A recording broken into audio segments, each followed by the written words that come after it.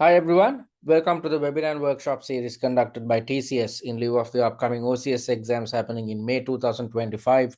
My name is Nick and I'm the lead tutor and evaluator for OCS at TCS. So let's look at the session plan. First things first, I'm going to share some general feedback with you. Then I'm going to take you through one of the mock exams concerning the E1 syllabus, and this will be followed by a Q&A session. So before we get into the nitty-gritties, let me quickly remind you of the final workshop, which is happening next Sunday on the 4th of May at 9 GMT or 10 a.m. UK time. In this final workshop, I will be sharing last-minute tips with you to make sure that you walk into your exam with a high level of positivity and believing in yourself, because if you do so, there's a good chance of you passing your OCS exam. All right, so before we move on to the discussion of the mock exam, let me quickly tell you about the type of shortcomings which I understood by going through your answers. Most of you are done with at least 4 mock exams by now, so kudos to you. You have only 2 more mock exams to go. I hope you'd put your heart and soul into the process and get the remaining 2 mocks done within the upcoming week so that you can relax in the exam week. So shortcomings were pertinent to not understanding the requirement clearly. There's a significant improvement in the way in which you are structuring your answers, which appears which indicates that you have understood the requirement clearly way better than compared to what you did about 2 to 3 weeks back. However, still there are shortcomings. So as I mentioned in the third webinar, you are expected to reiterate each requirement in your own words in a concise manner before you develop your answer plan, with the intention of gaining a good and clear understanding of each requirement. Because if you clearly understand the requirement, then you will end up developing an answer which is 100% aligned with the requirement. Also, I felt that although we have taught you an answering technique, some of you, right after reading through the scenario, there's a tendency for you to type the final answer in paragraph form, which should not be the case. As we mentioned in the third webinar, spend something like 20 to 25 minutes per section to develop the answer plan, considering all subtasks. There could be 2 subtasks or 3 subtasks within a certain section. So focused on all these subtasks which appear within a certain section, develop the answer plan within 20 to 25 minutes. Also, I felt that it's essential that you conduct your revision focused on the mock exams which we have developed for you. Some of you got in touch with me and you said that there's a tendency for you to panic closer to the exam. Because of that, you shared that usually spend a lot of time trying to refer to your study texts with the intention of learning theories. That is not going to help you, because just because you learn theories in isolation, you won't understand how to work on your application skills. So that's where the answer plans come in handy. So we have shared answer plans with you concerning all the mocks which we have developed for this session. So go through these answer plans. After you had gone through these answer plans, compare, you have to redevelop answer plans on your own. Once you have redeveloped answer plans, compare your fresh answer plans to TCS's to further refine your answering technique, because the only way to improve your application skills is by referring to the answer plans which we have developed, and you taking some time to redevelop answer plans on your own. So just reading through the mock exams, the suggested answers, and the answer plans won't help. You need to spend some time to redevelop answer plans, thereby revising your knowledge, revising your application skills, which is going to be extremely beneficial at your real examination. So these are the main shortcomings which I understood, and some of you had run out of time as well, which is quite normal. Towards section number 4, I felt that you have given up the fight, which is quite all right, because it's a hectic process. You can't sit in one place 3 hours at a stretch and be exposed to extreme levels of stress. It's not an easy process. However, I hope that whenever you feel fatigue fatigued or whenever you feel stressed, practice what we taught you in the fourth webinar. I said that you need to get out of a stressful situation by focusing on your breathing. I hope you do so, because you can't give up at your exam. So it's essential that when you practice mock exams that you don't give up, especially when you are exposed to stressful situations. Focus on your breathing and get out of it, and keep fighting until you utilize the full 3 hours for your benefit, because if you practice this, then you'd utilize your full 3 hours without any hiccups at your real examination. So these are the shortcomings which you need to avoid. So I hope you'd complete the remaining mock exams and at the same time conduct revision by redeveloping answer plans. Okay, so having said that, let's move on to the discussion of the mock exam concerning your E1 syllabus. As you know, in the third webinar, I took you through the P1 syllabus and a question to do with your P1 syllabus tied to variance analysis. And in the first workshop, I took you through the F1 syllabus and took you through a question to do with IAS 16 property, plant and equipment. And in this session, I'm going to take you through a question to do with your E1 syllabus. This is not a heavy E1 heavy examination. P1 and F1 syllabi are heavily tested at your exam. However, only a certain small number of E1 related syllabus elements are tested at your exam. So let me quickly tell you the syllabus areas tested under your E1 syllabus. So your knowledge pertaining to ethical business, how to conduct business activities in an ethical manner, thereby implementing the COPPI framework, or the confidentiality, objectivity, professional competence and due care, professional behavior and integrity. The CIMA code of ethics will be tested at the exam, and your knowledge pertaining to CSR, or corporate social responsibility, or how to conduct business activities in a socially responsible manner, considering four main elements as per the Carroll's CSR framework, will be tested at the exam. You should know how to manage your redundancies, because already Halfpenny believes in automation. However, there could be a scenario where Halfpenny pursues further automation. When this is the case, we might have to get rid of some laborers. When doing so, you have to do it in an ethical manner. So your knowledge pertaining to how to manage redundancies will be tested, and you need to know the benefits of implementing artificial intelligence and machine learning algorithms within Halfpenny, especially given the fact that we are an automation heavy company. And in the future, with the intention of pursuing further automation, there could be a scenario where Halfpenny intends to implement artificial intelligence. And when doing so, you need to have the capability to evaluate the benefits of implementing AI. And also, you have to consider the non-financial factors in decision making, especially tied to KPIs. Not just financial KPIs will be tested. Your knowledge pertaining to non-financial KPIs will be tested at the exam. So as you can see, when considering all the other pillars, the P1 pillar is heavily tested at this exam. And then comes, so all these syllabus areas are tied to the P1 syllabus.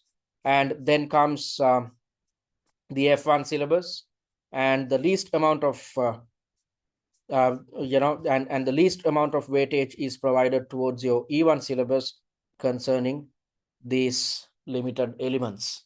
All right, so let's look at how your knowledge can be tested at this exam. So I'm going to take you through mock exam 1, its question and its answer plan, so that so that you understand how to tackle an E1 related question.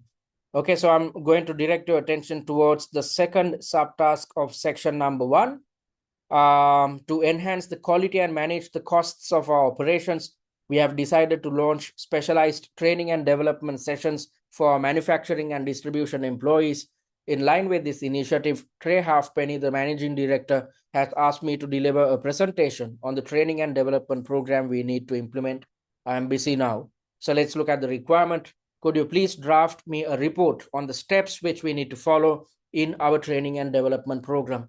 So we are planning to carry out a training and development program focused on manufacturing and distribution staff members. And before doing so, your finance manager is asking as to, the steps which we need to focus on when developing a training and development initiative. All right. So before you are supposed to develop the answer plan, you are supposed to reiterate the requirement in your own words in a simpler manner. I said that some of you are still struggling to gain a clear understanding of the requirement, and the best way to gain a good understanding of the requirement is to simplify it. So this entire requirement is simplified in just 4 words: training and development program, the steps which we need to adhere to when developing a training and development program. So the weightage provided is 30%. Based on that, 11 marks are allocated. If you're wondering as to how I arrived at 11 marks, I explained all these things in depth in the third webinar. As you know, each section carries a total mark allocation of 37.5 marks. So 30% of 37.5 marks come up to 11 marks in total. And each valid point carries 2 or 3 marks. So if you want to score 11 marks, you need to come up with something like 3 to 11. You need to come up with 3 to 5 valid points to gain 11 marks. 3 to 5 valid points. Why is this the case? Because each valid point carries 2 or 3 marks. So you have to divide 11 by 2 or 11 by 3 to determine how many points you need to include within your answer.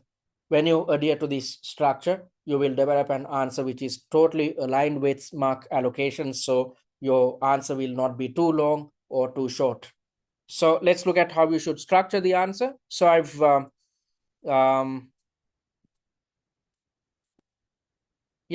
come up with a main heading which goes as stages to be followed when conducting a training and development program, which is in bold and underlined format. So first things first, before conducting our training session, we have to plan out our training session. And when doing so, the first step is to identify the training needs. We should not blindly carry out a training and development program. Instead, we should first understand the training needs of our employees, and based on these needs, we have to develop the training and development program. So you have to identify the training needs, and when trying to understand the training needs, we need to understand the issues faced by our employees at the moment, and the objective of conducting training is to fix these issues. And once we have understood the training needs of our employees, we have to set training and development objectives. So we need to set a training goal or objectives to figure out what we are trying to achieve by conducting a training and development session. So these training and development objectives should be based on achieving efficiency in manufacturing and distribution, because what type of employees are we focusing on when we are carrying out this training and development program? We are focusing on our distribution and manufacturing employees. So the objective should be to enhance the efficiency of manufacturing and distribution operations. And if we conduct the training sessions in the most appropriate manner, in the most successful manner, then ultimately the efficiency of our manufacturing and distribution operations will increase in the future. And when setting these training and development objectives, we are supposed to fulfill the SMART characteristics. Our training and development objective should be specific to our organization, specific to manufacturing and distribution departments. This objective should be achievable, measurable, and it should be relevant as well as time bound. So these SMART characteristics, which are known as specific, measurable, achievable, relevant, and time bound, these elements should be fulfilled whenever we are setting objectives within an organization. And in this instance, we are thinking in terms of training and development objectives. So these objectives should fulfill the SMART characteristics.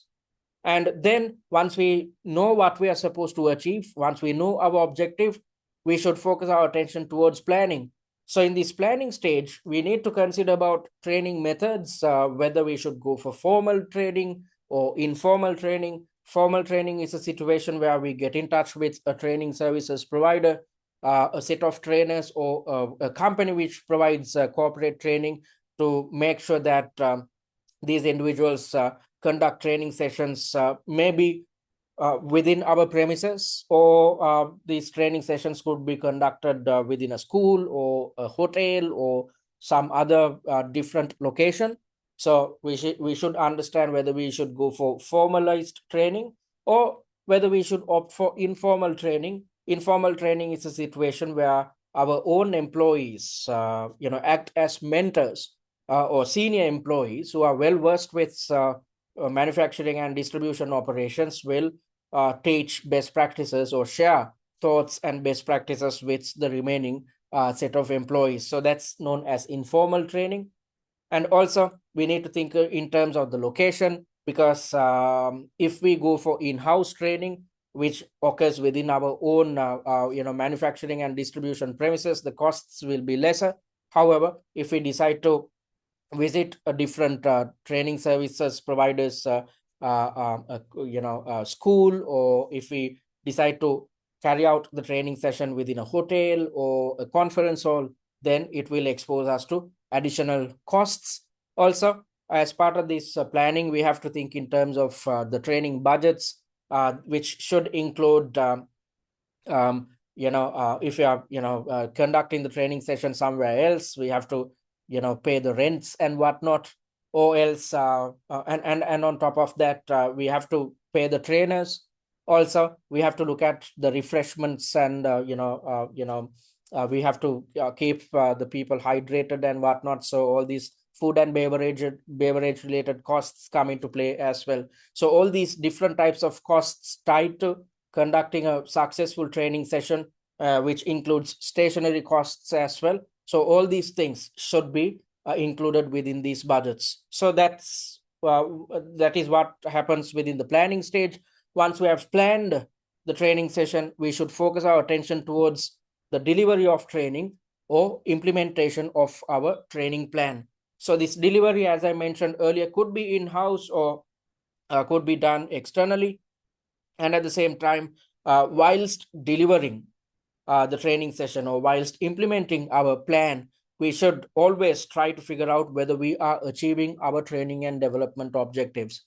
So that's why we, as the second step, we are supposed to set the training and development objectives, because in the fourth step, whilst delivering, we can try and see whether we are working towards achieving our training and development objective. If not, we are wasting our time and effort.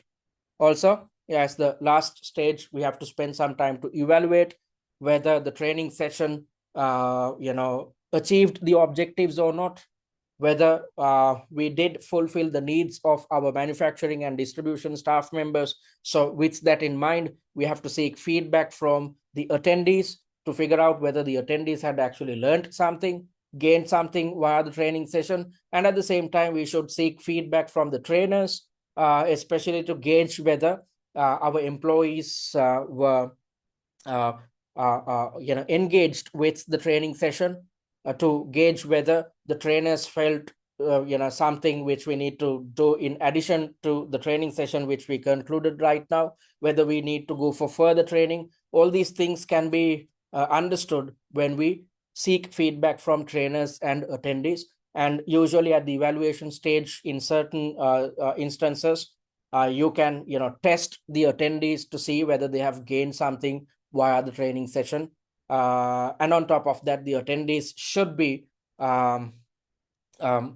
encouraged to provide feedback about the trainers, because if the attendees aren't happy with the quality of the training session, the quality of the content covered within the training session, then when conducting future training sessions, we might have to change the trainer and look for someone else. So all these things should be covered in the last stage, in the evaluation stage, where we try to understand whether we have achieved our training and development objectives. And at the same time, by conducting tests, we try to understand whether the attendees had actually gained something out of the training session.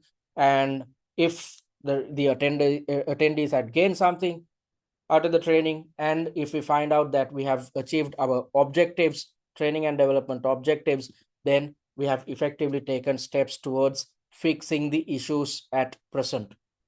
All right, so these are the 5 steps. First things first, identify the training needs, then set the training and development objectives, then plan your training process, then deliver and implement your training plan, then at the very end, evaluate whether we have achieved our training and development objectives or whether we need to change our plans in the future. Okay, so after you had structured this answer, you are supposed to expand your answer in paragraph form, thereby developing a paragraph per answer point. So there are 1, 2, 3, 4, and 5 answer points in here. So in your final answer, you should have 5 different paragraphs. Okay, so that's what I wanted to highlight. And if you're yet to start preparations focused on the OCS exam, you don't have too much time. At least get your hands on the mock exams so that you can read through the mock exams and the answer plans and try to gauge an understanding of how to approach each question. This is not the best way. You have to spend some time to attempt all 6 mocks and redevelop answer plans. But if you start right now, since you don't have enough time until your examination, you just have 2 weeks at your disposal, 1.5 weeks to be precise. So because of that, if you're yet to start preparations and if you have booked your exam for the sessions happening in May, invest on the mock exams, go through the answer plans, and test your luck at your real examination. So you can opt for the essential course, which comes with 3 mock exams with suggested answers, which is intended for those who are coming through the general route, those who have completed their OTQ exams, which is priced at £199. Or you can opt for the value course, which is intended for those coming through exemption routes or those who had failed the OCS exam previously. The value course comes with 6 mock exams with suggested answers, which covers all syllabus areas, along with the access to the online mock exam platform on which you can attempt all 6 mocks under exam conditions, which is the best way to fine-tune your answering, time management, and stress management techniques. Also, you'd get your hands on the answer plans of all 6 mocks. So you saw what an answer plan looks like a while back, based on which I took you through the question to do with training and development, planning out the training and development session. So likewise, you have summaries at your disposal, which makes your life easy when it comes to understanding the logic behind each answer. And also you can easily conduct your revision without any hiccup or undue stress when you have access to these answer plans. And the value course is priced at £399, which can be paid in 2 installments of £199 each. Or if you opt to pay in full, you can save £100. If so, the price is just £299. So you can invest on your preferred course by clicking on either of these buttons. And all products are available until the 30th of August 2025. So if you are planning on sitting for the OCS exams happening in August, you can invest now so that you have some additional time for preparations. And if you're sticking to our 8-week study plan, we are in week number 7. Within this week, you should complete mock exam 6. So attempt it under exam conditions. After you're done with mock exam 6, redevelop answer plans focused on the same mock exam. Once you have redeveloped your answer plans, compare them to TCSs to see what your shortcomings are. So that's what you need to do within this week if you're sticking to the original 8-week study plan. Or else, if you are sticking to our 3-week study plan, which we shared with you 2 weeks back, within this week, you need to complete 2 mock exams, mocks 5 and 6. Attempt each mock exam, then go through the answer plans. After going through the answer plans, redevelop answer plans on your own, then compare your fresh answer plans to TCSs. That's what you need to achieve within this week. All right, so we are happy to say that we achieved a 96% pass rate in the previous OCS sitting, and this individual in the 4th attempt passed with us with flying colors with 98 marks. When the pass mark is just 80, this individual passed by scoring 98 marks. Just utilized our material 3 weeks before the exam and passed with us in the first sitting itself, when this individual had struggled in the previous 2 attempts. So you can achieve a similar feat if you adhere to the plans which we have shared with you. Okay, so I'm moving to the Q&A. If you have any questions or concerns, you can switch on your mic and talk, or drop us a message via the chat. I'm going to pause the recording. All right, folks, seems like there aren't any questions. So if you want to contact us, you can do it via our website, which is www.study@tcs.com. Visit our website and click on the contact button and drop us a message. Our admin staff will get in touch with you via email during office hours, or you can directly email us at info@study@tcs.com or WhatsApp on this number. And I invite you to follow us on our social media handles, especially YouTube and TikTok, because the recorded versions of the weekly webinars and workshops are uploaded to our YouTube handle.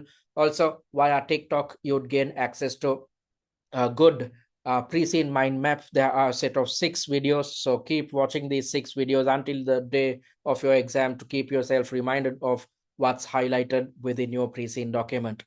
So having said that, it brings us to the end of today's workshop. Thank you very much for joining, and I expect to see you guys next Sunday at the final workshop, in which I'm going to share last minute tips with you. Thank you for joining. Take care, and I hope you'd get busy within this week. Thank you for joining.